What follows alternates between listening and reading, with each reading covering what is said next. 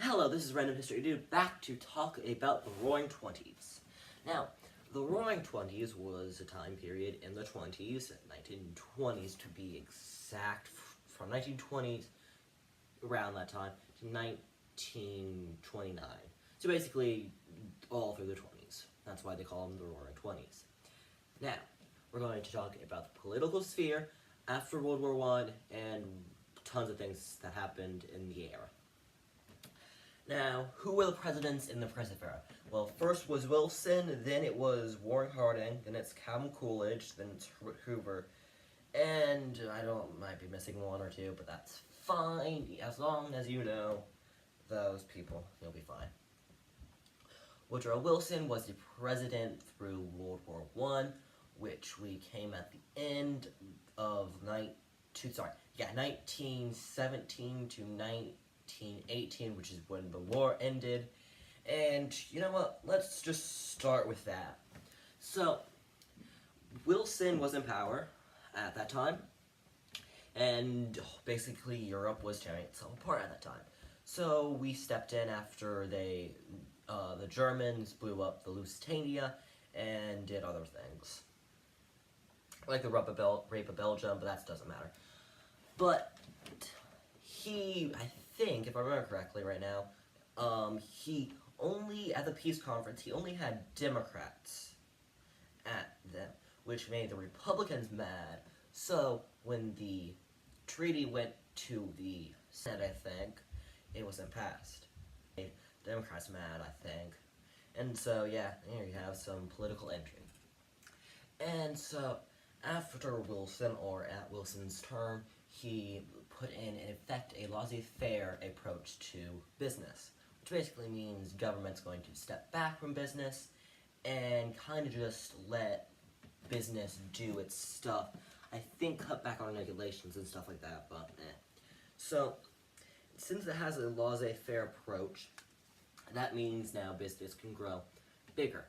Not saying without laissez-faire that business does not grow, but it doesn't grow as well. Because with a laissez-faire, that means that people have not as much power. With a laissez-faire, the people have better treatment and better pay. Normally. Not always, but normally. Now, since that, I think Harding was a nice person, I think.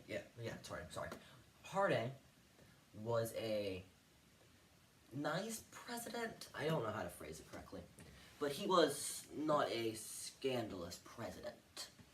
But what his cabinet and people did was mostly scandals, like the Teapot Dome scandal, which basically was people took oil from the Midwest and basically sell it.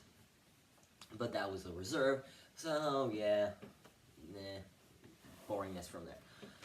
And so there was also, with the people, there was some political unrest and not liking majorities.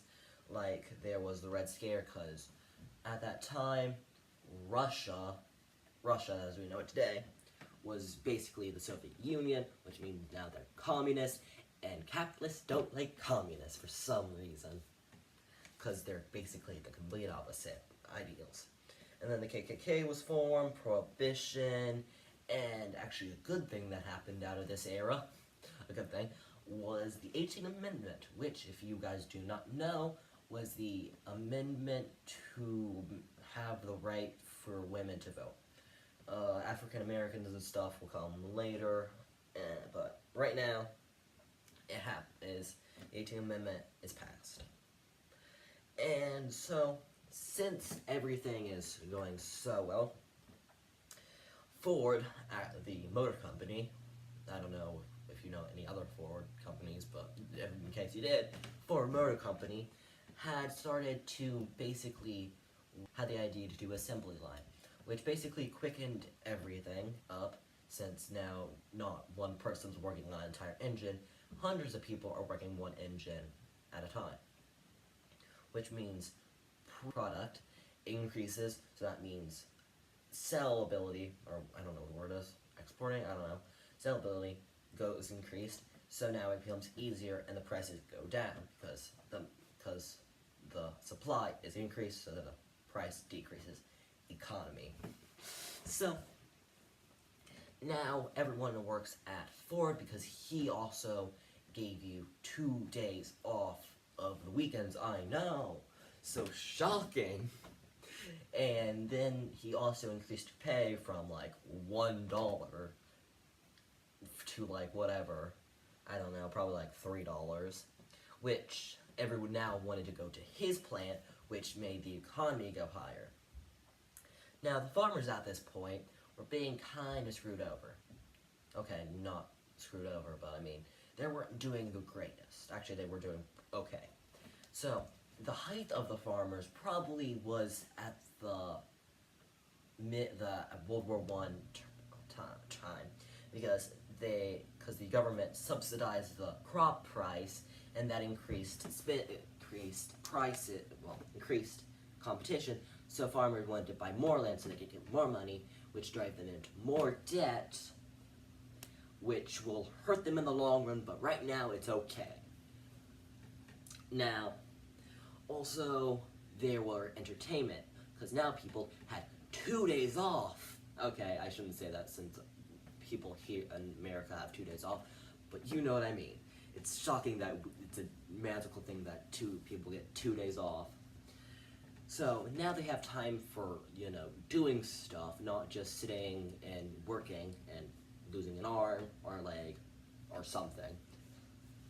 So now they can go to baseball games and comedians and stuff like that, which now has more influence on pop culture, which now means that people can focus on music and stuff like that, which leads us nicely into the Harlem Renaissance. The Harlem Renaissance was, at its peak, the worldwide jazz fest. Basically, if you wanted to go and see pop culture at that time, go to the Harlem Renaissance. I think Harlem is in New York, if I remember correctly, at this point right now.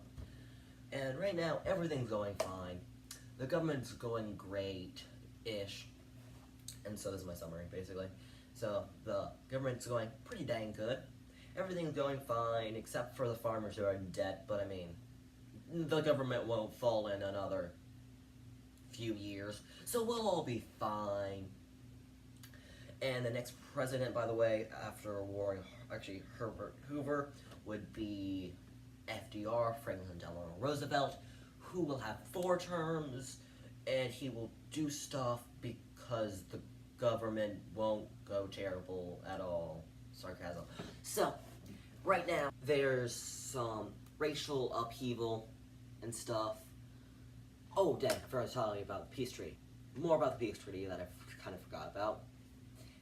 At this time, we are just after World War I, where on November 11th, on the 11th month of the 11th hour of Conrad von Holzendorf's birthday, which we don't care about him right now, because I'm not doing him. So, Wilson came up with his 14 points. Most of them were to de-escalate the problems in Europe. Basically, he wanted a peace without victory, which mostly screwed over the German Ottoman Empire, Austro-Hungarian empires. Mostly the German Empire, since they were the ones to most blame, because, yeah, they were the new and upcoming empire, and we don't like them, for some reason. And they're all mostly about militarism, imperialism, and something else I forget right now. But that's okay, because the government is going great, and farmers are doing well, and everything's great. So, thank you for watching.